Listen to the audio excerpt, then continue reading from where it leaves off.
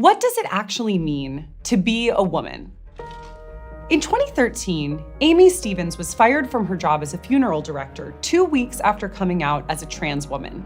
Her boss testified in court, explicitly stating that he fired her because she was no longer going to represent herself as a man. Over the next 7 years, this case of sex discrimination was debated and appealed until the Supreme Court ruled in 2020 that firing someone for their LGBTQ identity is indeed against the law. The fight for trans rights is unique to this moment in history. But in many ways, we're still asking exactly the same questions as early feminist political thinkers. What does it mean to be a woman? What did it mean centuries ago? And what does it mean now?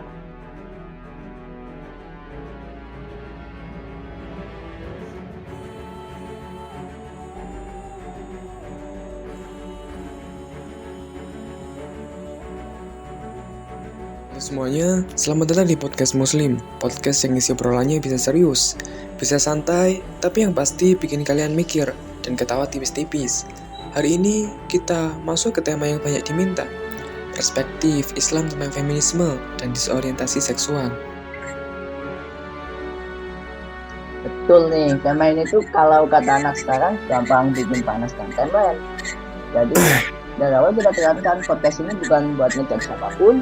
Kita diskusi dengan santai, pelan-pelan, pakai logika dan dalil, tapi tetap ramah. Nah, dan pastinya kita gak mungkin bahas ini sendirian. Kita udah kedatangan 3 narasumber, ganteng-ganteng, tapi juga pinter-pinter. Pertama, ada Faizarel. Halo semua, makasih udah ngundang aku. Tema hari ini mungkin agak tegang, tapi kita santaiin aja.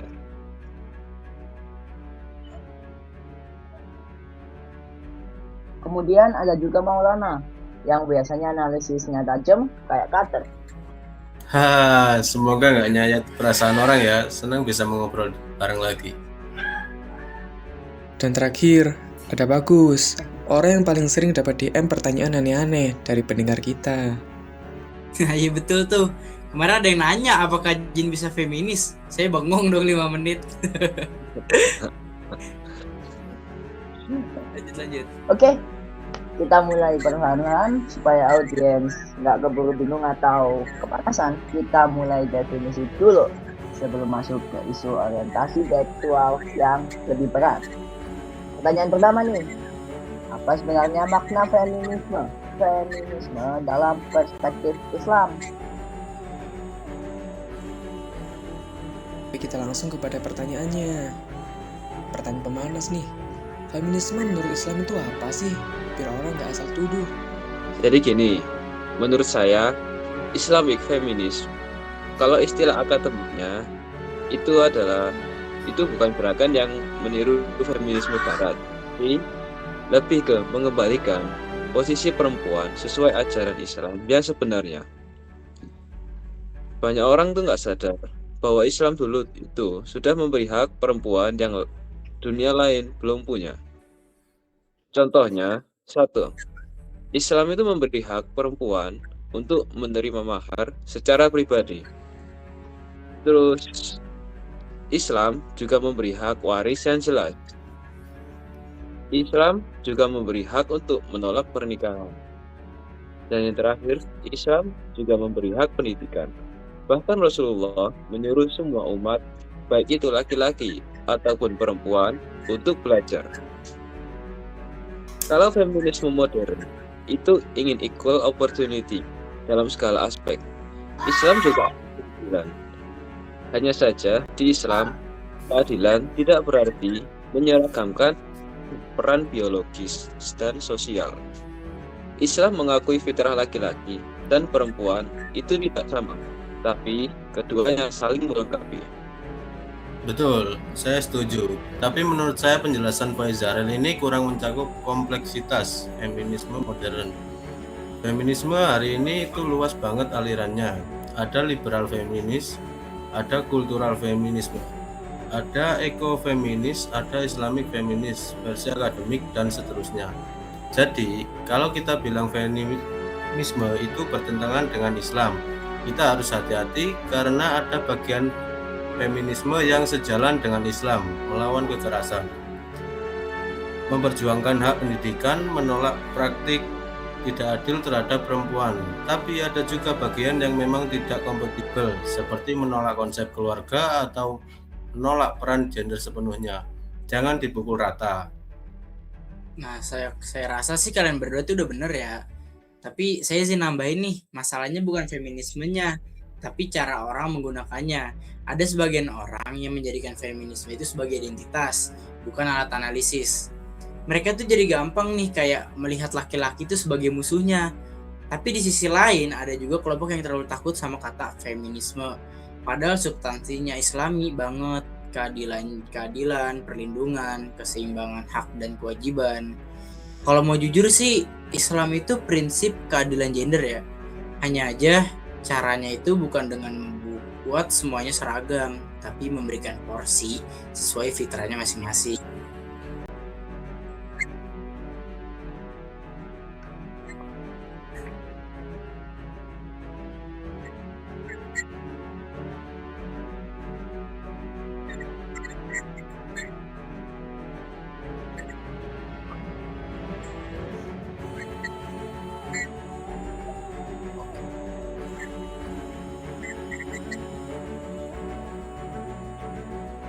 Nah, menurut saya perempuan dalam Islam itu Nah. boleh banget terlibat di ruang publik. Sorry. Gak apa-apa, lanjut aja Mas, lanjut. Lanjut. Lanjut dulu.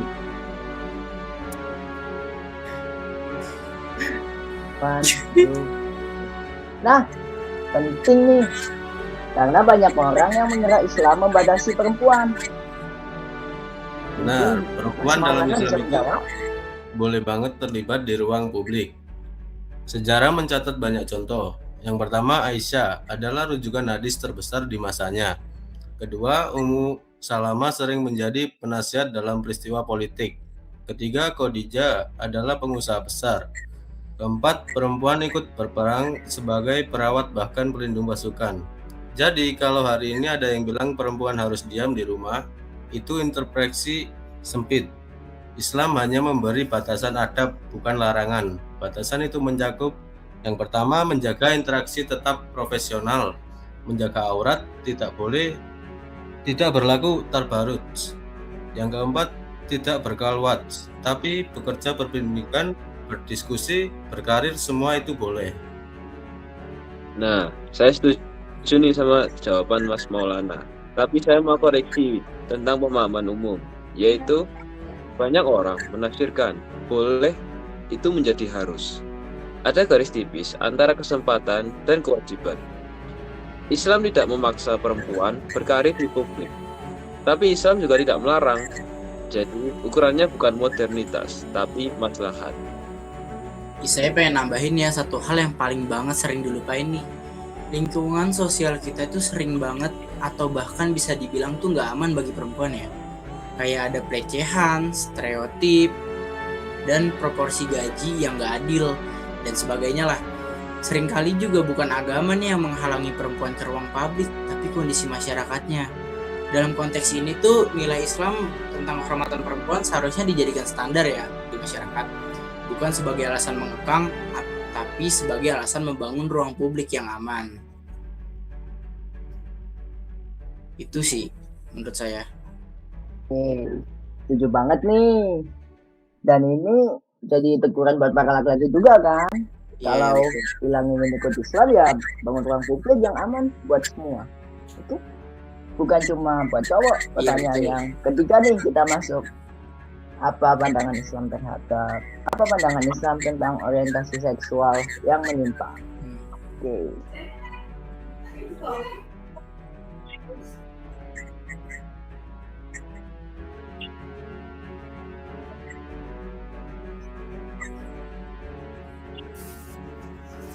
Oke. Menurut aku sih ya, Islam itu tuh sebenarnya sangat tegas lah tentang perilaku seksual. Yang dibolehin tuh hanya hubungan laki-laki dan perempuan dalam pernikahan. Jadi kita berbicara itu disorientasi seksual seperti melestarikan sesama jenis. Islam itu nggak nganggap identitas, tapi ujian. Poin pentingnya sih perasaan itu bukan dosa yang pasti.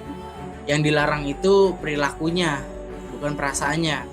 Islam itu mengakui juga kok manusia pasti punya dorongan, tapi nggak semua dorongan itu boleh diikutin. Ada orang diuji dengan kemarahan, ada dengan syahwat yang kuat, ada dengan penyimpangan keinginan.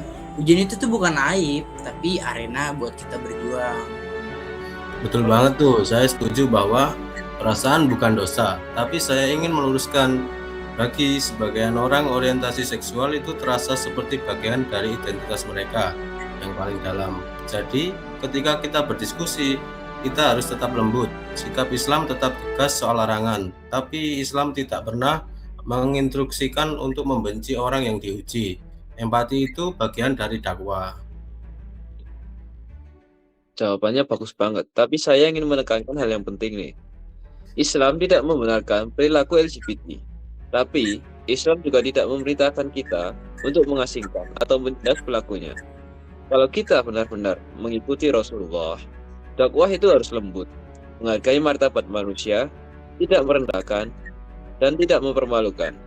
Jangan sampai karena kita ingin membela syariat, malah melanggar adab Islam.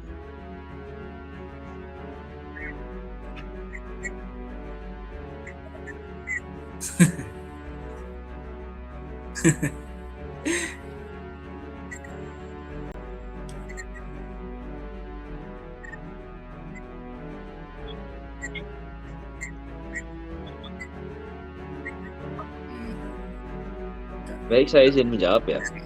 Saya percaya keduanya bisa berdampingan, tapi harus selektif.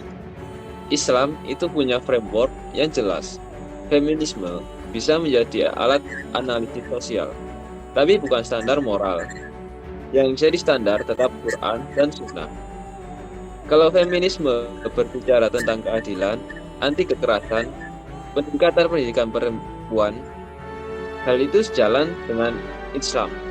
Tapi, kalau feminisme mulai menghapus konsep keluarga, menolak peran keibuan, atau menormalisasi perilaku seksual bebas, di situ kita harus tegas menolak.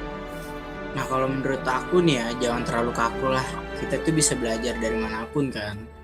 Ilmu sosial itu datang dari banyak budaya nggak sih? Gak semuanya tuh harus Islam untuk bisa bermanfaat. Yang penting tuh kita mengambil yang baik dan meninggalkan yang buruknya aja nggak sih? Saya menyatukan dua pendapat ini. Feminisme itu alat analisis, bukan standar hukum selama digunakan untuk memperbaiki kondisi tanpa melanggar syariat, maka tidak bermasalah. Oke.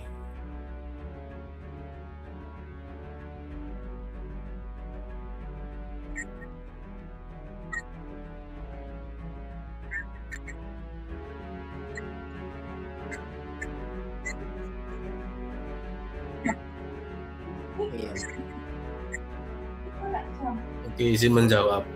Menurut saya cara diskusi yang sehat itu pertama hindari nada menghakimi, kedua dengarkan dulu jangan reaktif, ketiga mulai dari nilai bersama, yang keempat sampaikan fakta dengan lembut, dan yang terakhir jangan memaksakan semua orang langsung setuju.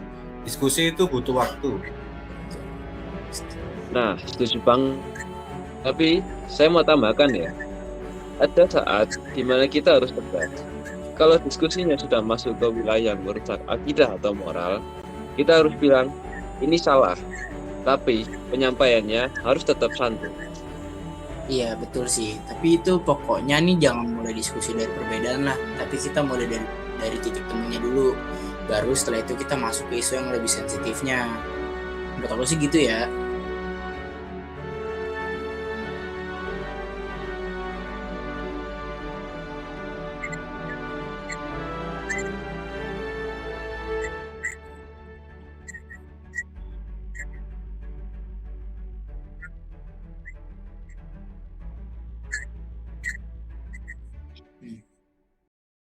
Nah, pertanyaan bagus nih. Jadi, secara prinsip, kesetaraan gender Barat lahir dari sejarah pergulatan sosial yang latar belakangnya sangat berbeda dari masyarakat Muslim. Di Barat, agama dulu menjadi pembatas bagi perempuan, sehingga gerakan kesetaraan gender berangkat dari perlawanan. Sementara dalam Islam, justru wahyu yang mengangkat derajat perempuan lebih tinggi dari norma di zaman itu. Maka ketika kita bicara apakah konsep barat bisa diadopsi penuh, jawabannya tidak semudah itu. Banyak nilai dasar barat, seperti kebebasan tanpa batas atau relativisme moral, atau yang tidak sejalan dengan Islam. Namun, bukan berarti semua harus ditolak. Ada beberapa aspek kesetaraan yang bisa menjadi inspirasi, seperti perlindungan terhadap pelecehan, penghapusan diskriminasi subkultural, dan penegakan keadilan dalam pekerjaan. Tetapi, adopsinya harus melalui proses penyaringan Islam.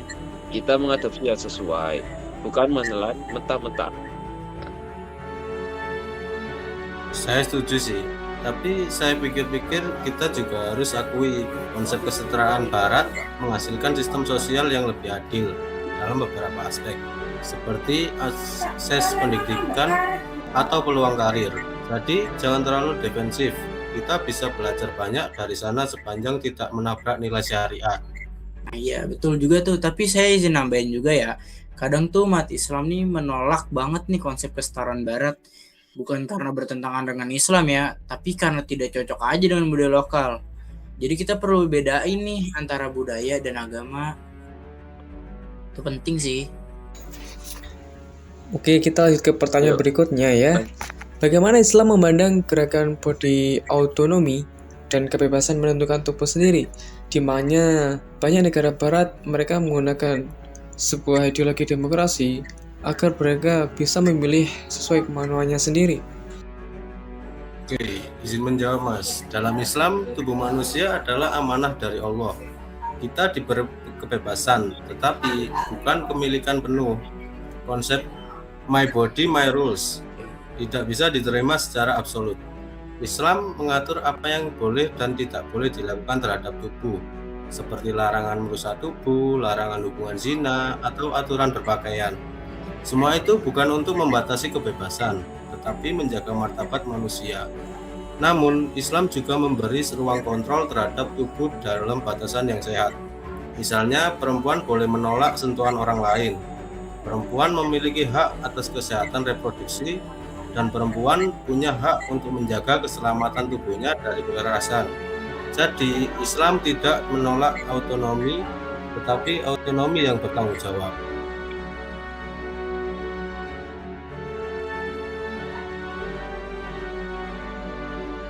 Tapi saya rasa istilah body autonomy itu harus dipilah dulu tuh. Kalau maknanya melindungi tubuh dari kekerasan, itu sangat Islami. Tapi kalau maknanya bebas melakukan seks di luar nikah atau mengganti identitas gender, itu jelas pertentangan. Intinya sih kuncinya tuh otonomi dalam Islam itu pasti ada batasannya kan.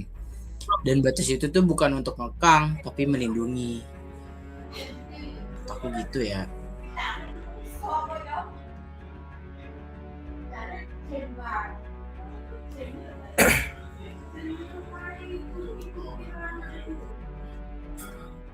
Mengapa sebagian orang tuh menganggap Islam membatasi perempuan banyak, padahal kalinya tidak demikian.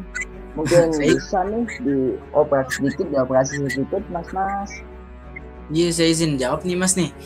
Kayaknya banyak ya faktornya, pengetahuan yang minim, budaya patriarki dibungkus agama, serta interpretasi yang terlalu tekstual lah tanpa memahami konteksnya. Di beberapa daerah sih tradisi lokal ini udah membatasi perempuan jauh sebelum Islam datang.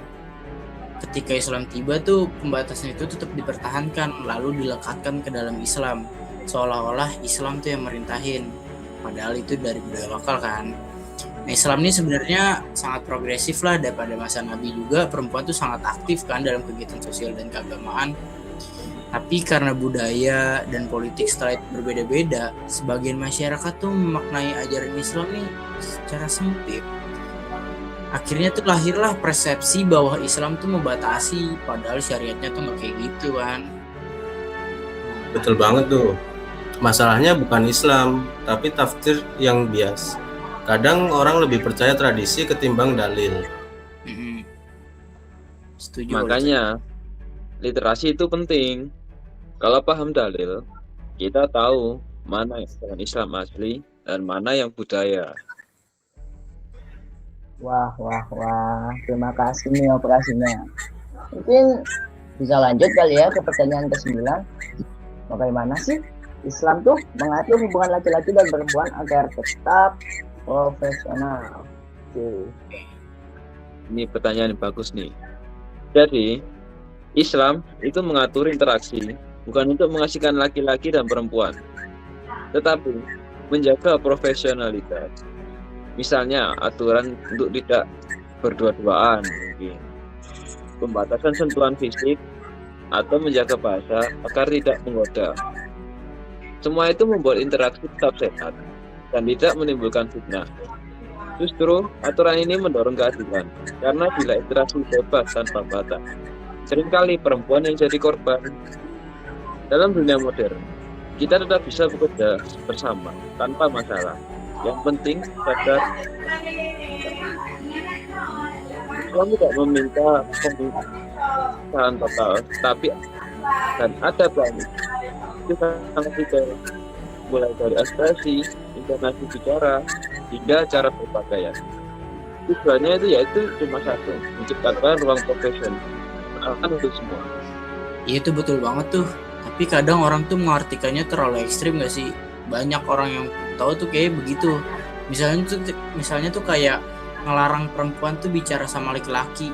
Padahal tuh di Islam kan mengatur cara bicaranya doang kan, bukan melarang komunikasinya. Nah, iya di sini intinya interaksi boleh, tapi Iya, harus beretika. Nah ya betul, maksudnya juga gitu kan. Kemudian pertanyaan selanjutnya, apakah perempuan wajib berkarir dalam Islam? Yang dimana perempuan-perempuan sekarang terus ingin bersaing dengan laki-laki karena mereka dianggap tidak setara dengan laki-laki, sehingga mereka berusaha agar tumbuh dan dilihat oleh laki-laki. Tidak ada kewajiban perempuan untuk bekerja. Dalam Islam, laki-laki yang bertanggung jawab mencari nafkah. Perempuan boleh bekerja, boleh berkarir, tetapi status boleh tidak berubah menjadi wajib. Ini salah satu bentuk rahmat Islam. Perempuan yang ingin fokus pada keluarga dihormati. Perempuan yang ingin berkarir juga diperbolehkan selama memenuhi syariat-syariat.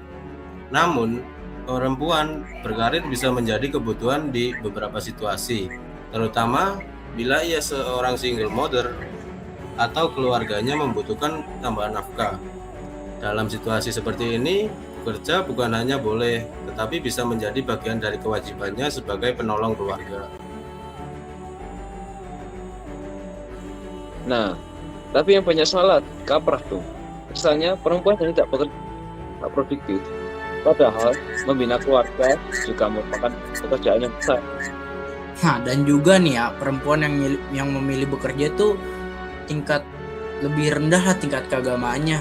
Dua-duanya itu mulia gak sih sesuai niatnya masing-masing dan sesuai kebutuhannya juga kan.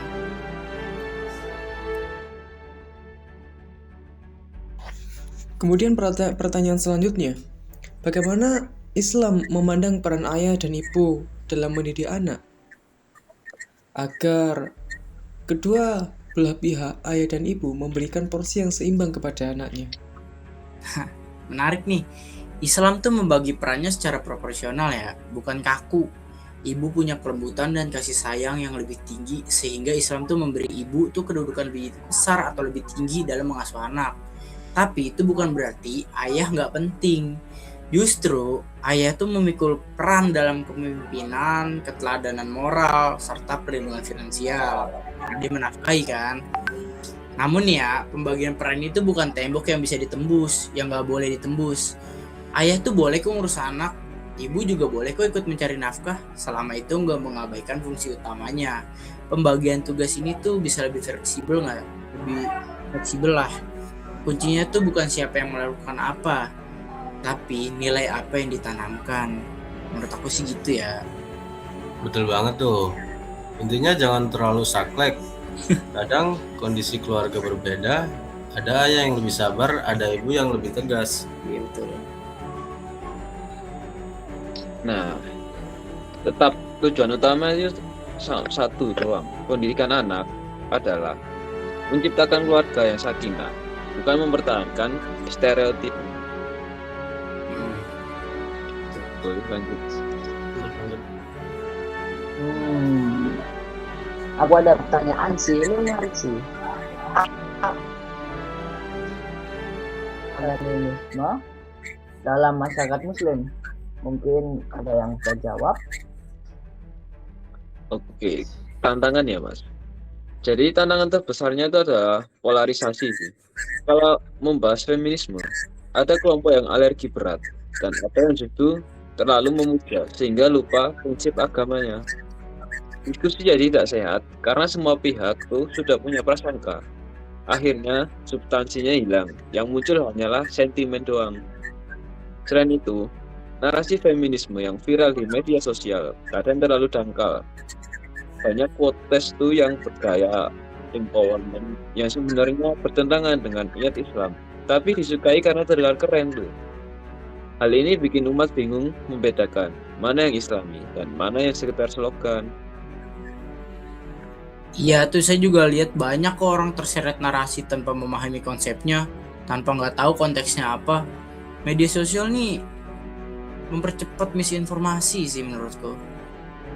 Iya, jadi di sini tantangannya bukan sekedar ideologi, tapi cara orang mengkonsumsi informasi. Iya, betul.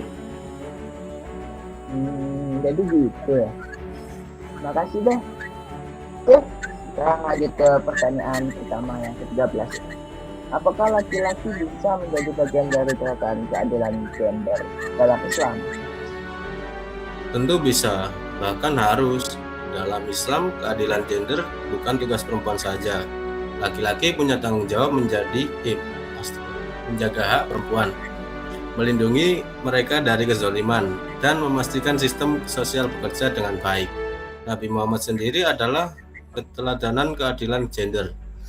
Banyak masalah perempuan tidak akan hilang kalau laki-laki tidak terlibat, misalnya pelecehan, ketidakadilan gaji, atau kekerasan dalam rumah tangga. Itu semua masalah yang pelakunya dominan laki-laki. Solusinya harus melibatkan laki-laki juga, bukan hanya perempuan. Gitu. Betul. Nah, betul tuh. Keadilan gender dalam Islam tuh bukan perang gender, tapi kerjasama gender. Nah ya betul. Kalau laki-laki ikut memperbaiki diri kan separuh masalah lebih cepat selesai. Pertanyaan selanjutnya ya Mas. Oke. Apakah bagaimana sih cara penyampaian dakwah tentang gender tanpa membuat orang merasa diserang? Oh, Soalnya kan zaman sekarang lagi banyak nih isu yang ya bermunculan lah, mungkin bisa dapat intinya lah iya. agar tidak miskomunikasi Mas. Oh, menurut aku ini dakwah itu tuh penting untuk menyentuh hati, bukan memenangkan perdebatan. Ketika kita bicara soal gender, kita harus mulai dan keprihatinan bersama nih, maraknya kekerasan, ketidakadilan, pelecehan, dan sebagainya. Dari situ tuh orang akan merasa bahwa agama hadir membawa solusi, bukan vonis. Pendekatan empati itu juga sangat penting kan. Banyak orang yang sensitif karena punya pengalaman buruk. Kalau kita keras dari awal, mereka akan menutup diri. Dakwah tuh harus lembut, bertahap, dan penuh wawasan. Bukan sekedar menghafal ayat, tapi memahami psikologi manusia. Itu. Bener banget tuh. Nah, Kadang bukan isi dakwah yang salah, tapi cara penyampaiannya yang terlalu kaku. iya betul. Iya, Islam tuh indah kok, tapi kalau disampaikan dengan cara yang kasar, jadi terlihat menakutkan. Setuju. Oke nih, kayaknya udah cukup ya bincang-bincang kita kali ini. Mungkin bisa kita akhiri Mas Gideon untuk Oke, mungkin bisa memberikan closing statement dari masing-masing narasumber. Kita tadi telah membicarakan mengenai feminisme, disorientasi seksual, terus bagaimana peran ayah dan ibu dalam rumah tangga, dan bagaimana pandangan sudut Islam terhadap masalah-masalah isu-isu sosial di tingkat nasional maupun sekarang tingkat internasional. Baik ya. Untuk closing statement dari diskusi hari ini tuh menunjukkan bahwa Islam bukan agama yang kaku. Islam tuh fleksibel, tapi tetap tegas dalam prinsipnya.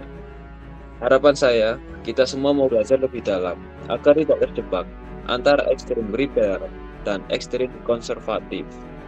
Kalau saya sih Ya, isu dari feminisme Islam. dan ya silakan Mas duluan aja. Mas Maulana.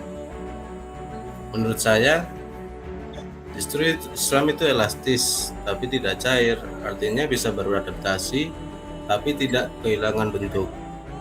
Perubahan zaman boleh terjadi, tapi nilai-nilai dasar tidak bisa diganti. Kalau semua nilai ikut berubah, maka tidak ada lagi aspek ilahiyah dalam agama. Feminisme modern itu luas, ada yang kompatibel, ada yang tidak. Beberapa aspek seperti anti kekerasan, anti pelecehan, kesetaraan pendidikan itu sangat sejalan. Tapi ketika feminisme masuk ke ranah yang menghapus perbedaan gender, disitulah Islam memberi batas. Nah, isu feminisme dan disorientasi seksual bukan sekedar wacana akademik menurut aku nih, tapi persoalan moral masyarakat. Islam tuh memberi solusi yang lengkap, adil, manusiawi, dan berbasis wahyu. Kita tinggal komitmennya aja menjalankannya kan. Terima kasih kepada semua narasumber. Baik Faizarel, ada Bagus, ada Maulana yang telah berbagi informasi kepada kami mengenai diskusi panjang dalam namun tetap santai mengenai feminisme dan disorientasi seksual. Semoga pendengar bisa mengambil pelajaran dan tidak terjebak pada informasi yang salah tentang Islam dan feminisme, sehingga membuat dunia ini tetap damai walaupun ada perbedaan setiap kali di antara kita. Udah, selamat malam dan assalamualaikum warahmatullahi wabarakatuh. Untuk episode kali ini udah tutup ya. Waalaikumsalam. Makasih Mas sudah undang dan assalamualaikum warahmatullahi wabarakatuh. Duluan ya Mas ya. Waalaikumsalam.